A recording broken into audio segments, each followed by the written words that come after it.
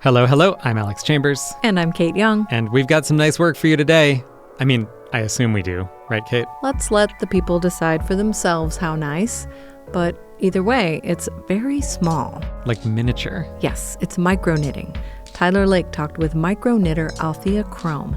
She knitted the sweaters for the stop-motion film Coraline from 2009, but most of what she knits is a lot smaller than that. And that's what micro knitting is, knitting in miniature. She has to make her own tiny needles, and she uses single strands of silk thread. And after tiny sweaters, it's the big screen at IU Cinema.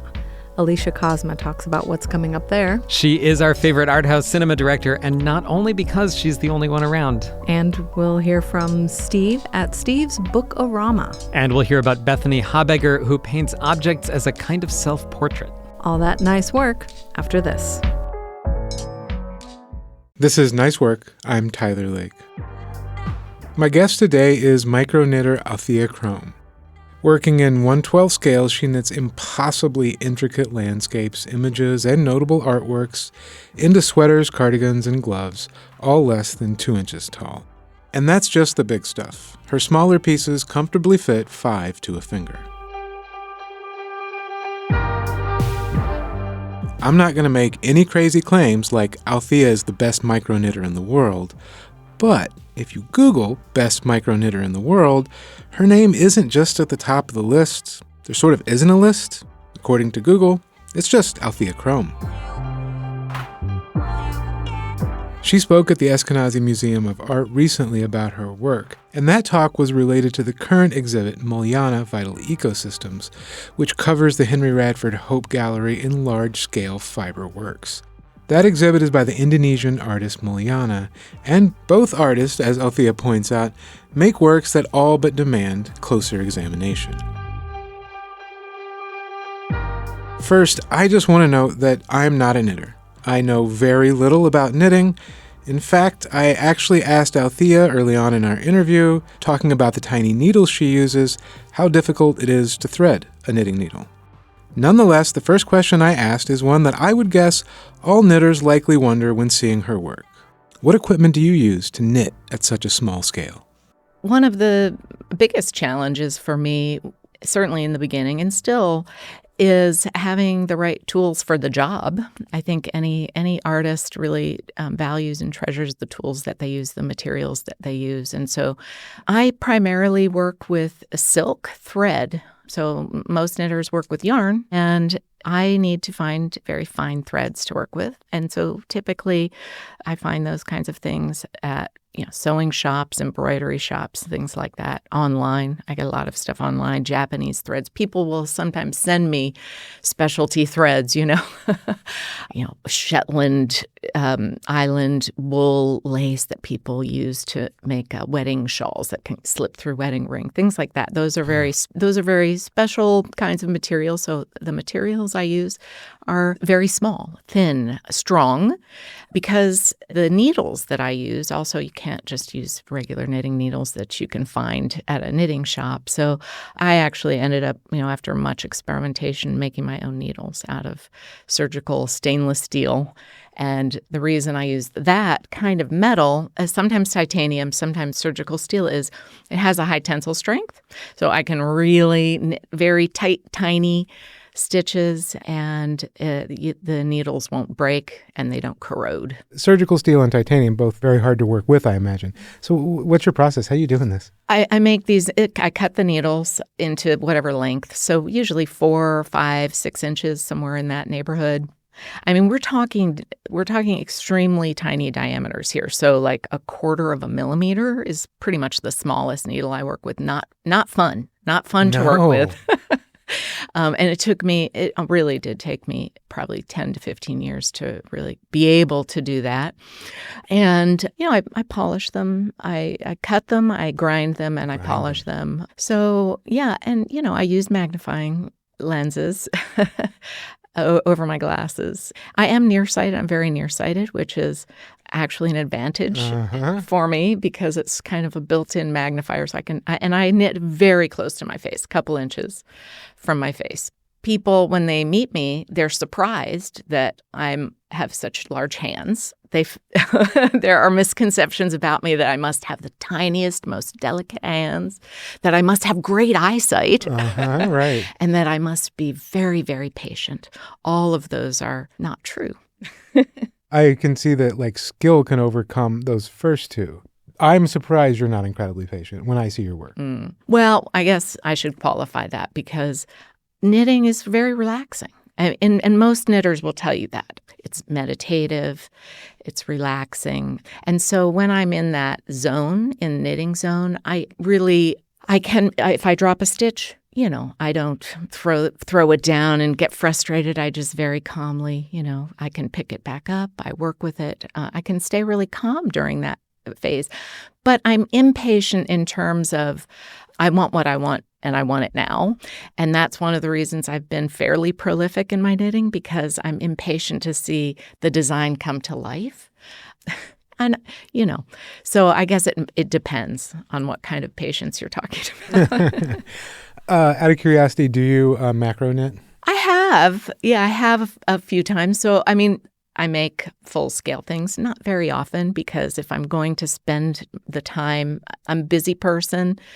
And if I'm going to spend the time knitting, my preference is to do it on a small scale, do something miniature, because I love designing in that tiny scale. I love seeing concept come to life in a tiny sweater.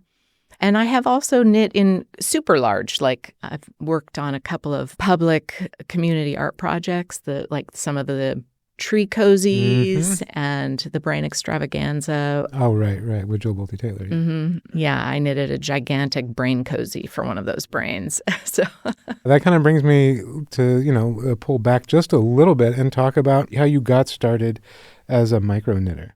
Yeah, well, I think it was probably around. It was a couple years after my triplets were born, and I think I had. This would have been what, like 2000? So they were born in '98. So yeah, okay. right around 2000 or thereabouts. A friend of mine had rescued a dollhouse from the garbage, and she was, rehabilitating it, and I was just, it was that like little Alice in Wonderland moment, like. Ooh, how fun. And so I would watch her sort of, put wallpaper up and make like little pies out of, bottle top caps, stuff like that. And I was like, oh, I'm going to, I'll make like a little sweater. Since I'm a knitter, I'll make a little sweater. And I had been scaling down anyway because I had these 4 kids, these little kids. Right. And so I was, I was starting to make them baby booties and hats. And I liked working with smaller things, smaller needles, and it's a little finer. And so I tried to make a little sweater. Anyway, I made it. It's terrible. I didn't think it was terrible then. I was just amazed by it. Right. I just thought this was the greatest little thing. And it honestly just triggered a desire in me to keep doing it. And so I kept doing it. I ended up trying to sell some pieces on eBay.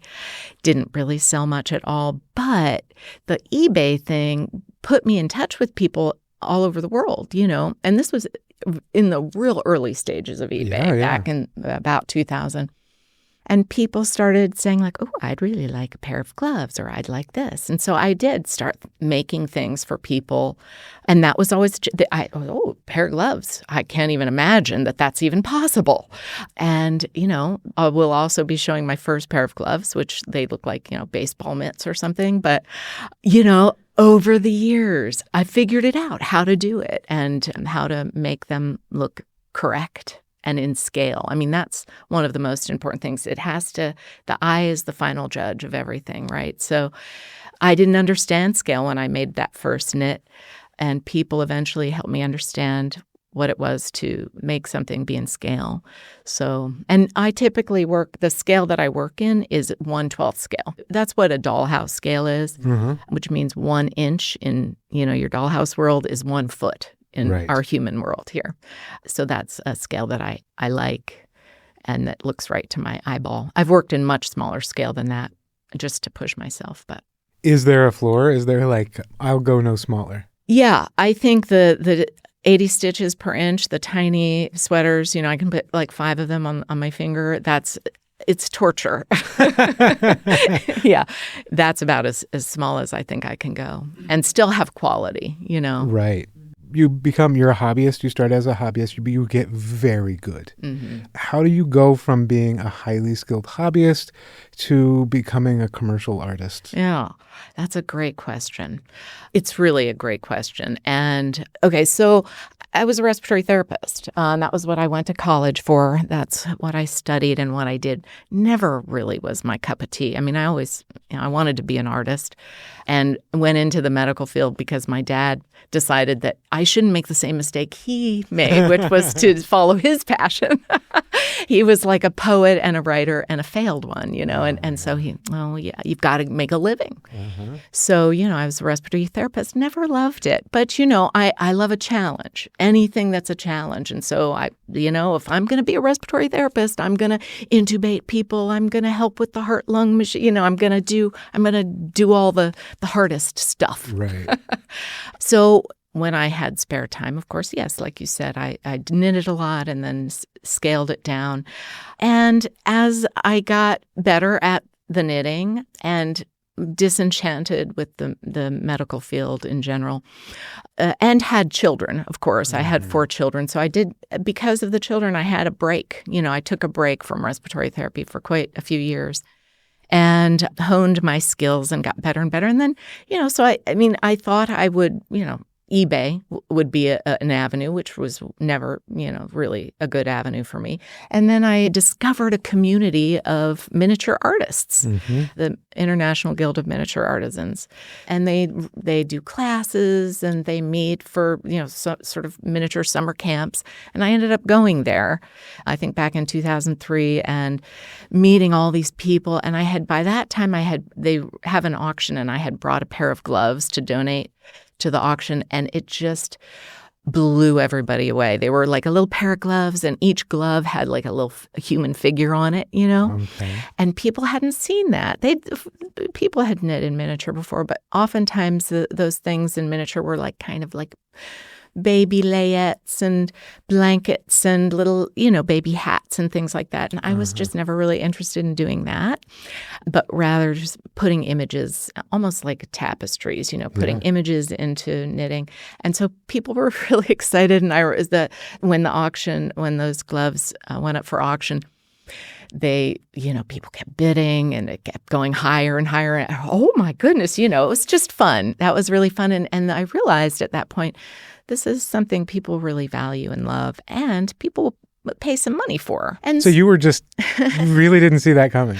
I didn't see it coming. No, because I had, here I am, a mom with these 4 kids, really pretty isolated in the world. I didn't have a group of friends who in that world at all. And so that was my first introduction to the world of miniatures. And like I said, some of my really best friends are from that world.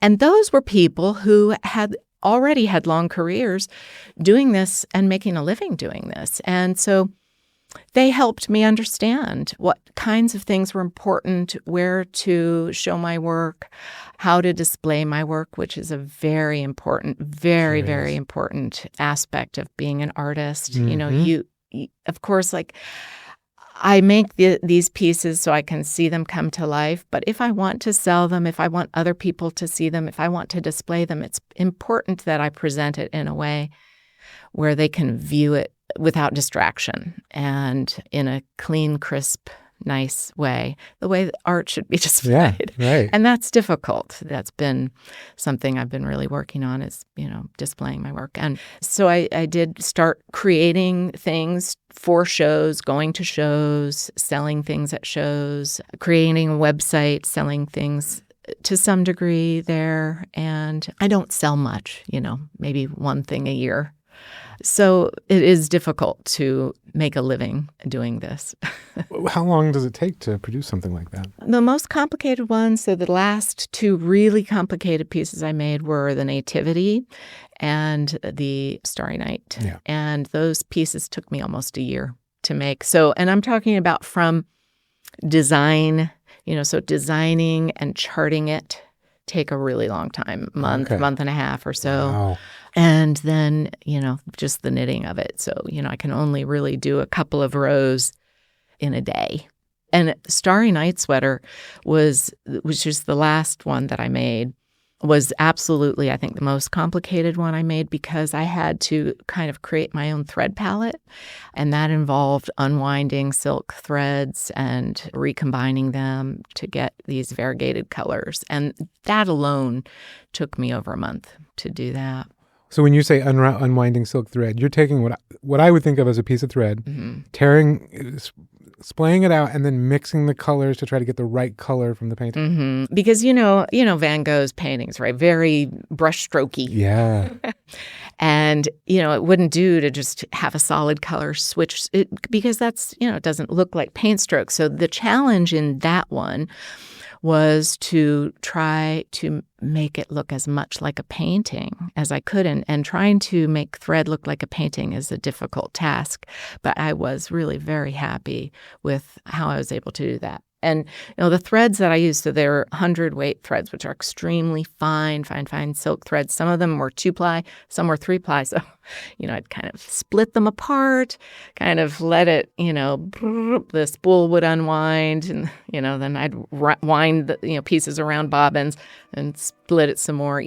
It was painstaking. Wow.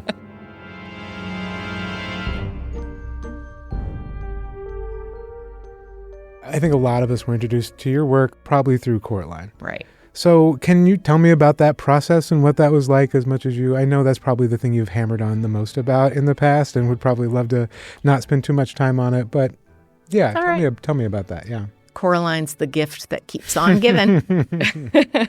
It's so funny. In 2007, my mom and I were at a Thai restaurant. And I got a phone call, and this person from out of the blue. She says she's from Leica Studios. Never heard of that. She says they're making their first feature-length movie, and it's called Coraline, and it's a book by Neil Gaiman. Never heard of him.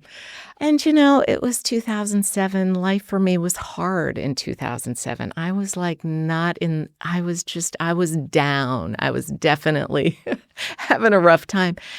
And, she's telling me, it used to be Will Vinton Studios. If you're not familiar with Will Vinton Studios, they're the ones that came up with the term claymation. And they were the ones behind the California Raisins and the Domino's Noid. And that was all before they were rebranded as Leica Studios. And we've got this little character, Coraline, and she's going to wear some really magical stuff. And we saw your website, and, we want you to make her a sweater, like a little sparkly starts, and I'm thinking, I don't do commissions. I don't want to do it. My mother's like across the table, and she's like, what are you thinking of? Oh, of course you're going to do that. So I'm like, okay, just send me the information. So they send me the information. They send me some, printouts of what their girl Coraline's going to look like. She's like 9 inches tall. I really knew nothing about stop motion animation or working in that movie biz at all. But I thought, well, okay, this will be interesting. It's a new challenge and a new distraction. And so over the next 2 years, they would send me like little Coraline body parts. The first thing they wanted to do was have me make a pair of tights for Coraline. So I got little legs in the mail, Coraline legs, and I made a pair of tights and sent them off to Portland, Oregon, which is where Leica is.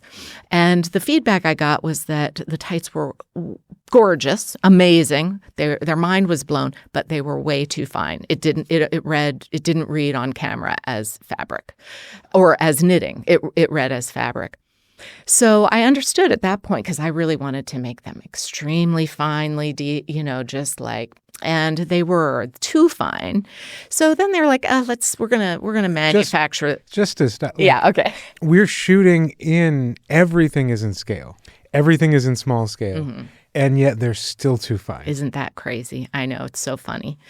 So, all right. Well, they decide, you know what, we're just going to, they made a lot of, the clothing department of the Coraline. They were like, we're going to manufacture our own tights there. So anyway, let's move on to the sweater. Uh-huh. So then it became, we want the sweater. Here's a photo of Coraline. Here's the sweater we want. Here's the little swatch of color that it should be.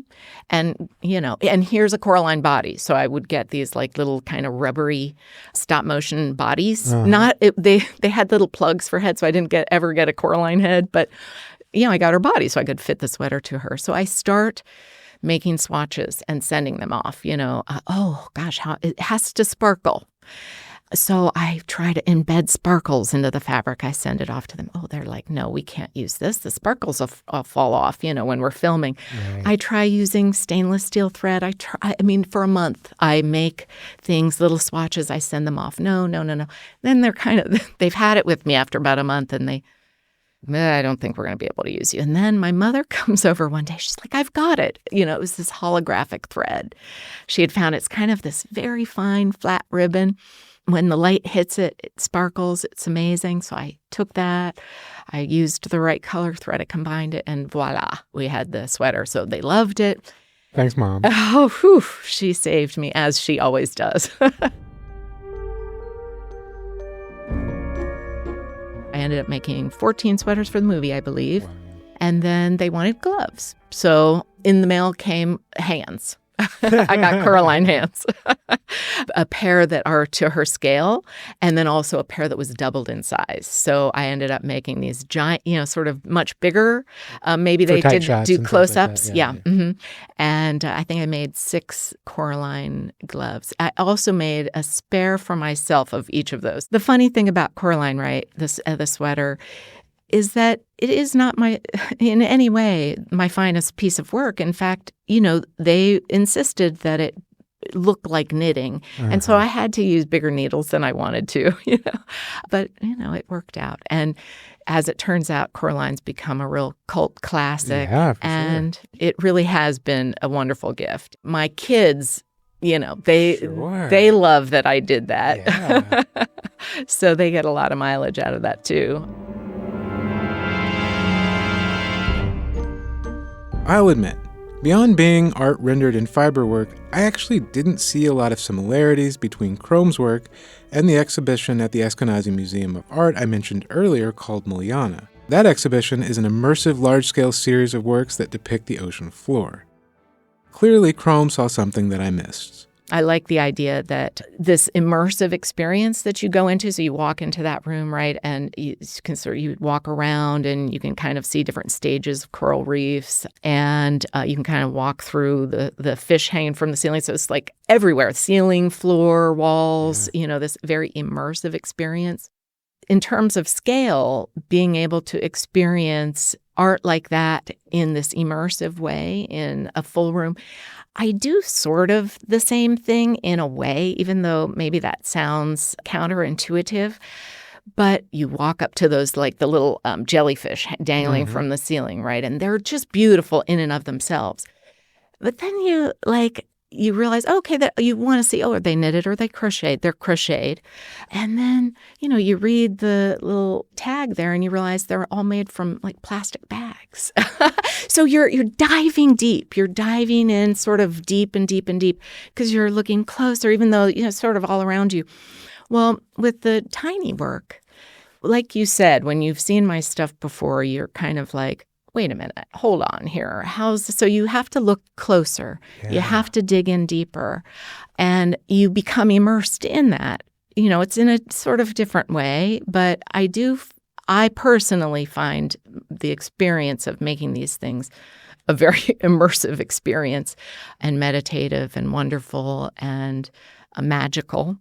And so I think when you look at something in a small scale, that happens as well. I think you're right. There's just so much texture in these big spaces. And there's Easter eggs and stuff inside of these big splotches of different colors and kinds of fabrics. Your work is absolutely, Easter eggs feels right. Like the deeper you get, the more you yield out of it. But it's resistant to that in and of itself because of the scale. Mm-hmm. That is true. One way I try and combat that when I have things on display in a museum or gallery. And like I said, putting things on display has been a challenge for me. Yeah. How do you look at it? Sometimes people who make things in small scale, well, they put a magnifying glass there, and that's fine for one person to come up with a magnifying lens and kind of zoom in, and that's nice. But if it's behind glass, if it's kind of far from you, there's only so close you can get to it. So one of the things I've started doing is having gigantic posters and images of my pieces. So you'll go up to the piece. It's maybe 1.5 inch tall. You'll see it around. I will always want people to see the front, the back, the sleeves, the top, the bottom, because there's something in all of it. Yeah. But then they can go to this photo of it and really look at it close up, see it magnified. So not just like what are you working on, but like aesthetically, what are you thinking about? What are we going to see out of you? So right now, what's in my head, there are a couple things in my head, but the biggest one, and I've talked about this before, it's Giuseppe Arcimboldo, who's an Italian artist who did the paintings with like fruit. The fruit faces and things like that. Yeah. I'm just obsessed. Oh. And also, by the way, I have a bit of a, obsessive personality or I'm a getter-doner. I'm focused. I'm focused. I'm very task-oriented. So when I get an idea, my mind doesn't let go of it. So that Arcimboldo sweater is really in my head. I can totally see it. The next thing I make always has to be crazier and more challenging than the last one. So the most challenging piece, I'd say, was the Starry Night.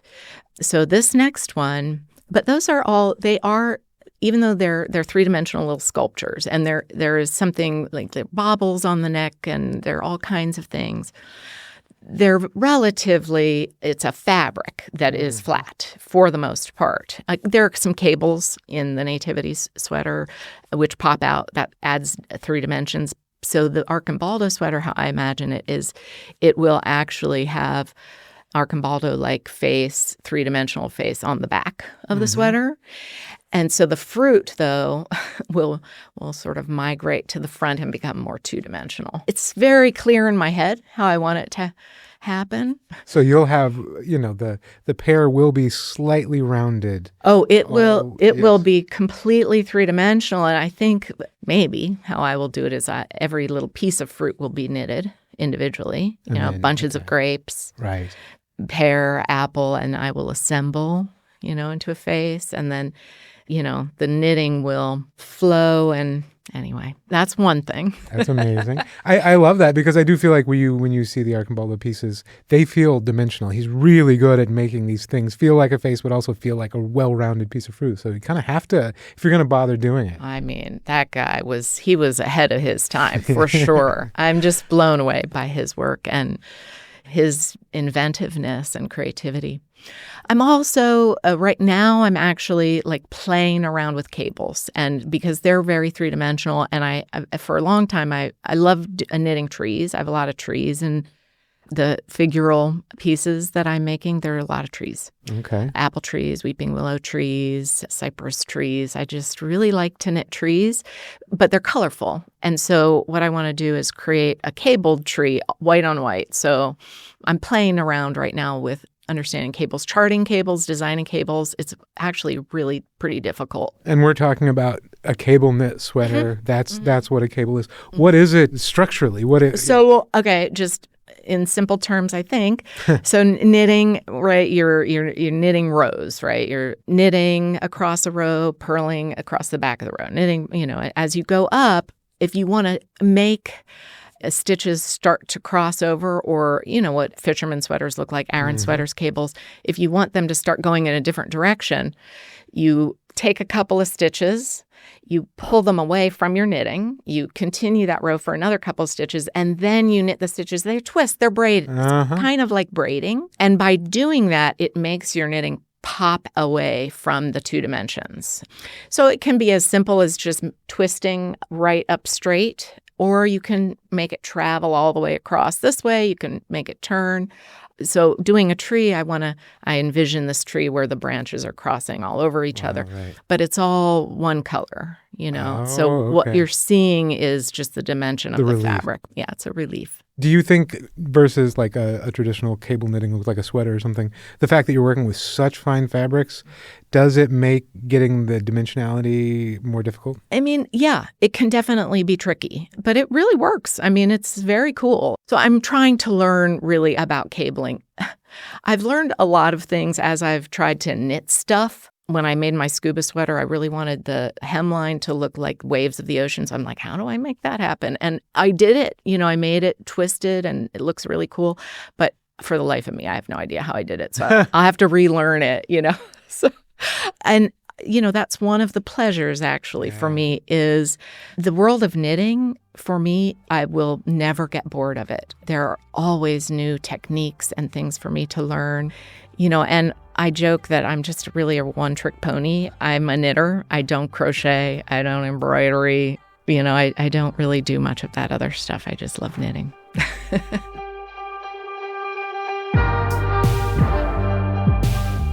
Althea Crome, thanks so much for coming in. Thank you.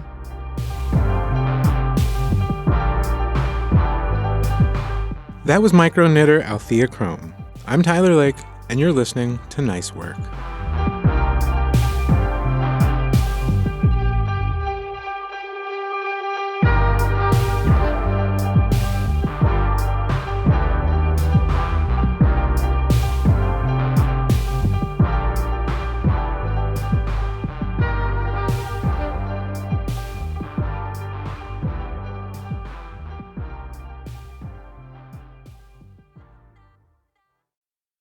I'm Alex Chambers. This is Nice Work. And I'm happy to say in the studio with me is our favorite art house cinema director on this side of the IU Bloomington.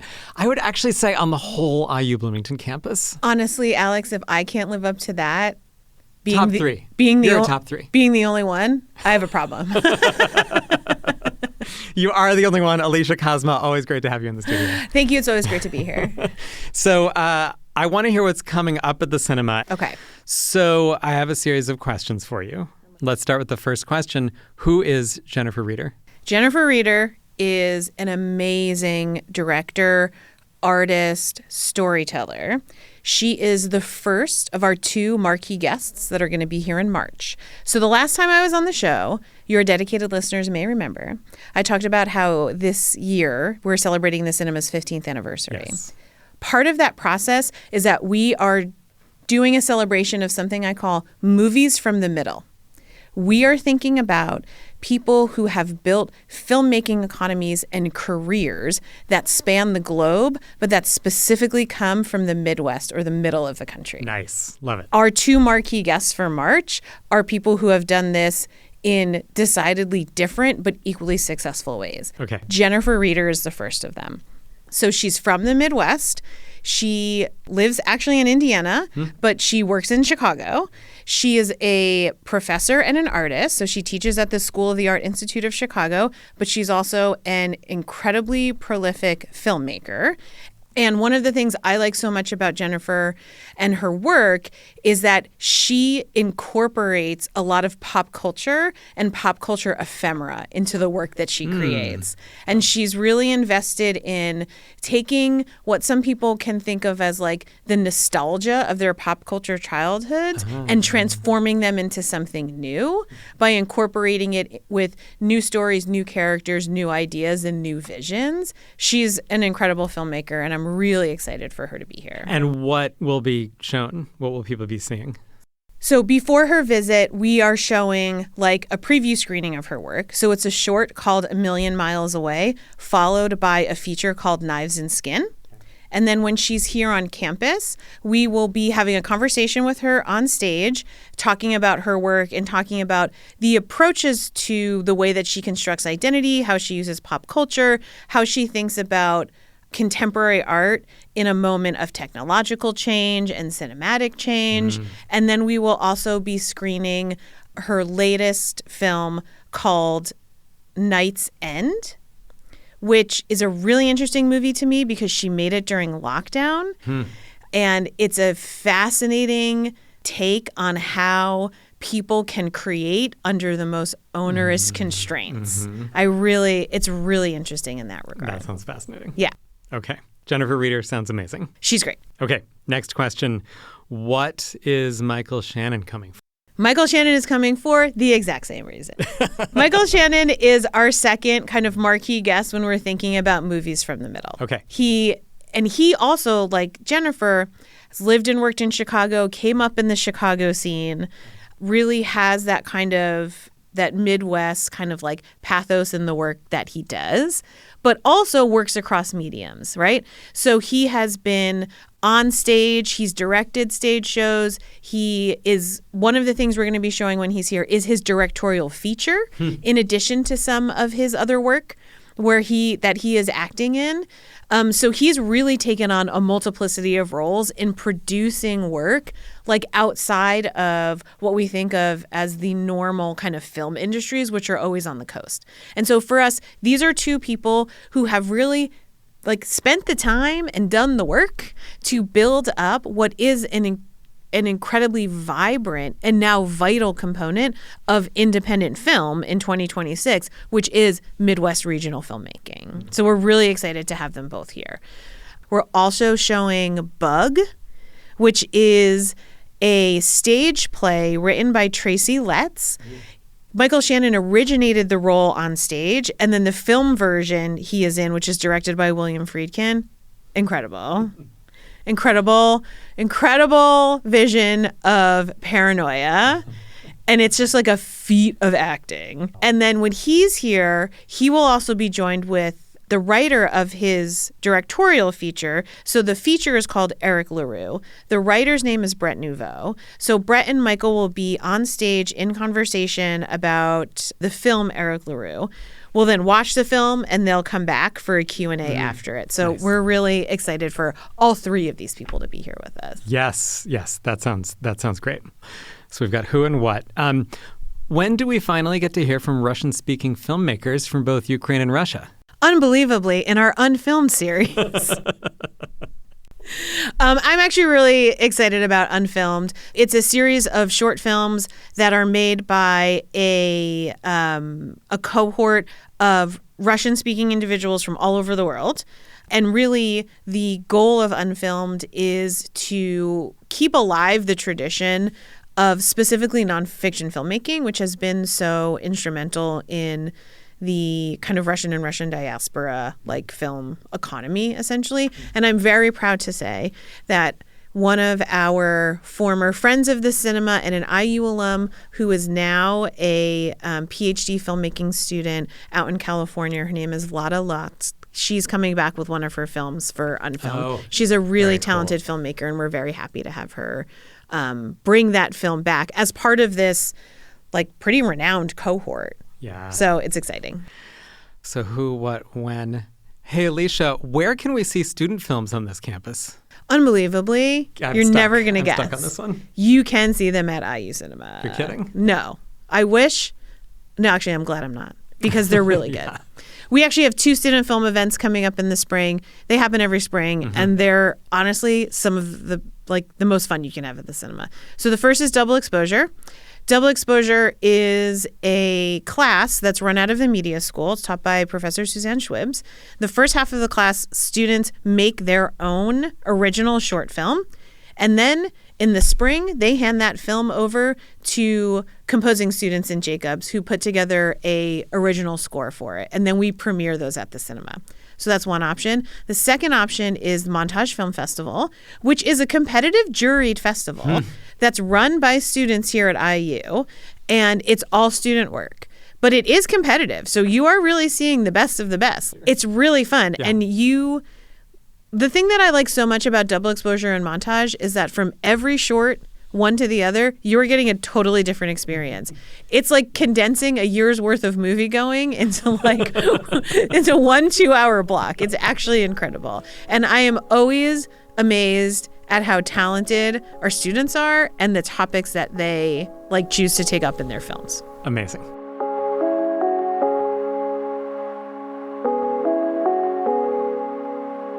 All right, go to the cinema. Go to the cinema. That's the thing to do. It really is. Yeah. We are here for you.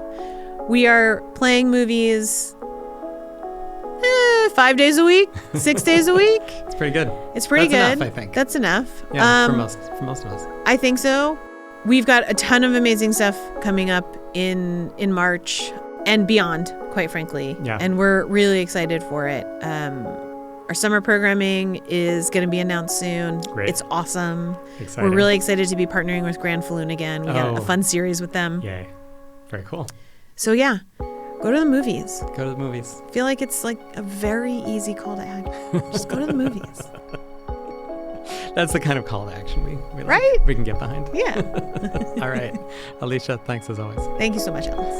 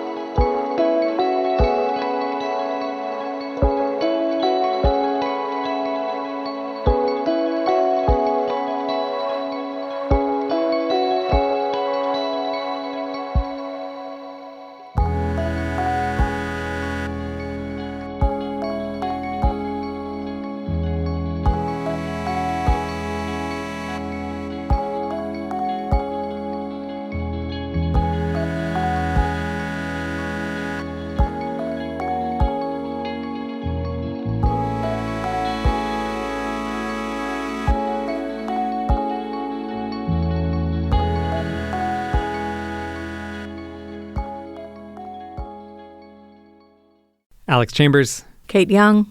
Kate, remember the days when physical media was just media? I do.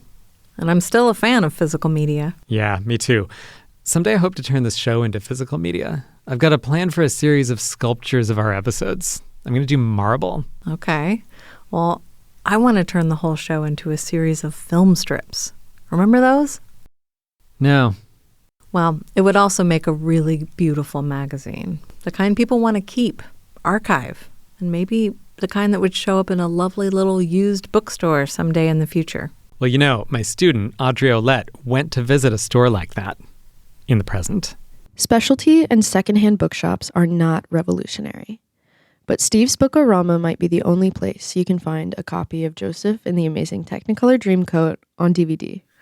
It's a used bookstore that also has other forms of media like DVDs and CDs and LPs. Steve Wyatt is the owner of Steve's Book-O-Rama. He's been selling books and other physical media online for decades.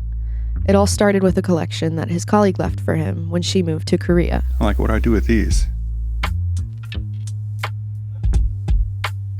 Since then, Steve's been curating his inventory, spreading the wealth of other people's book collections. Before I knew it, I was selling these books, and they're $20, $30 a piece, and like, hey, this isn't bad.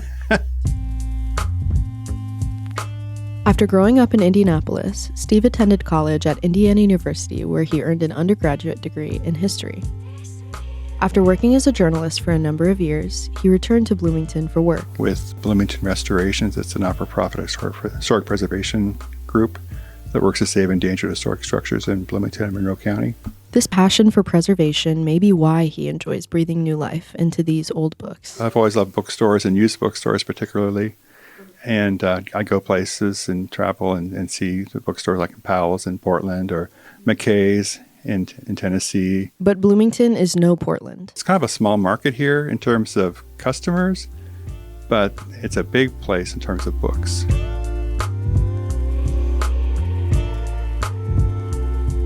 Steve operates the shop, which has been open just over 2 years, with his wife and a small team of other individuals.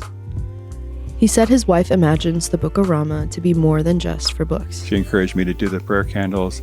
And she also, even though she's a professor at IU, she has a fantasy of being a full-time crafter. So, she likes to make things.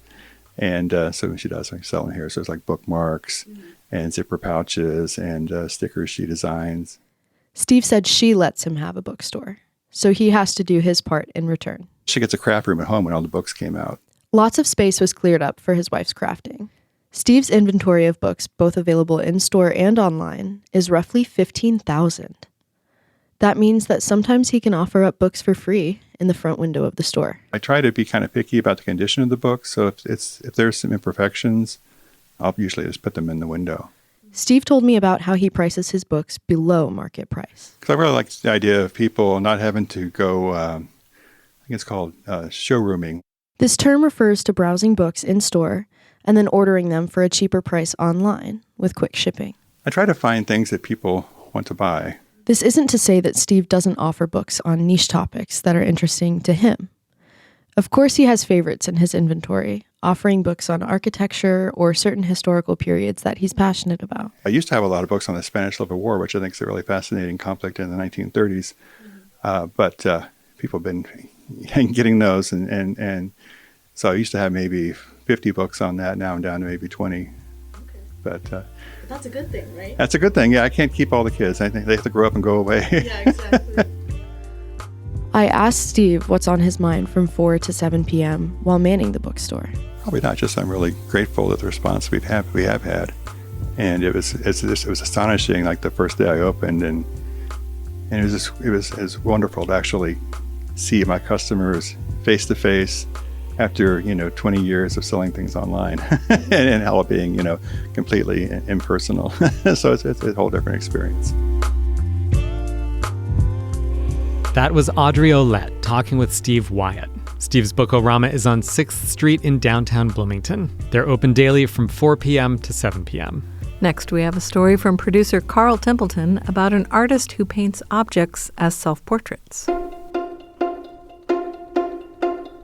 It was pretty late at night when I took the photo, so it was maybe the tiredness, but also I was probably watching some videos on TikTok that were about nostalgia. I think I was in a moment of feeling nostalgic for some kind of past. Not that ceiling fan felt very specific to a past memory I've had. That's Bethany Habegger. They're an artist here in Bloomington. They're describing the moment they got the idea for their painting, I'm Calm by My Lonesome.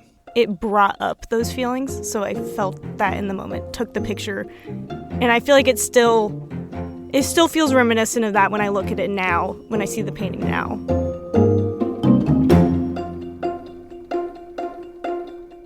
Bethany's paintings come from photos they take in the moment. They're still life pieces of mundane objects and scenes that evoke a sense of nostalgia or a past memory.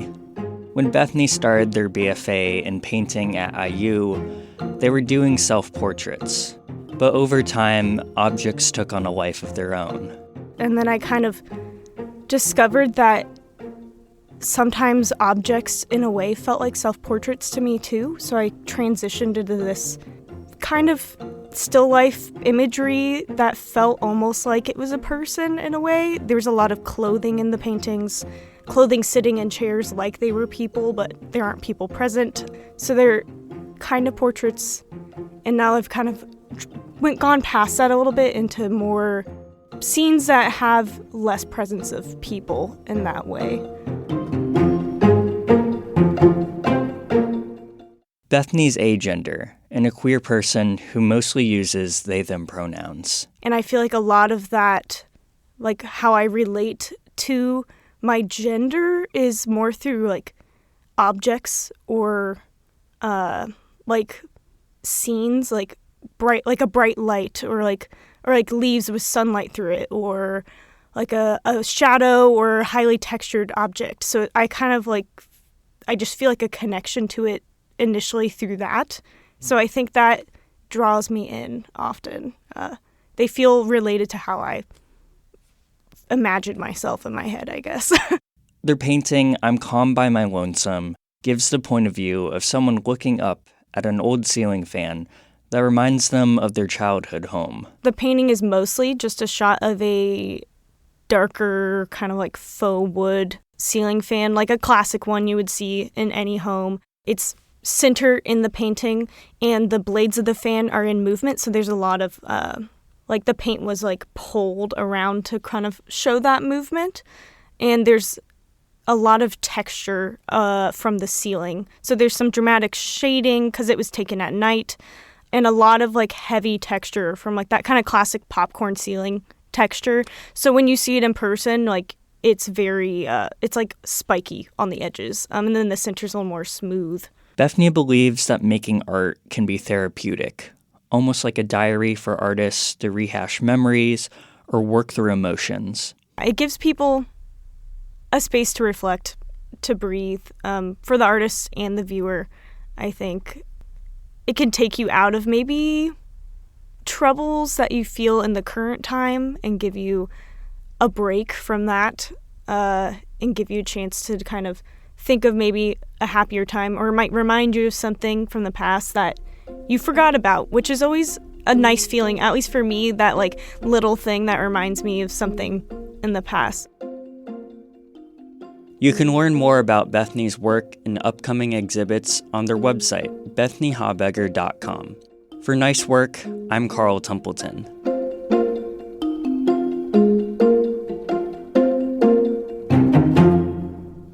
Carl Templeton is a producer on our show. And that's the show. You've been listening to Nice Work, a production of WFIU, WTIU, and Indiana Public Media. Find us at ipm.org. This episode was produced and edited by Alex Chambers. We get production help from Danny William, Holly Wilkerson, Carl Templeton, Leo Pies, Jillian Blackburn, and Jonah Ballard. Our theme music was composed and performed by Alan Davis. Additional music from Universal Production Music. The executive producer is Eric Bolstridge. Thanks for listening. We'll see you next week. Nice work, Alex. Nice work, Kate.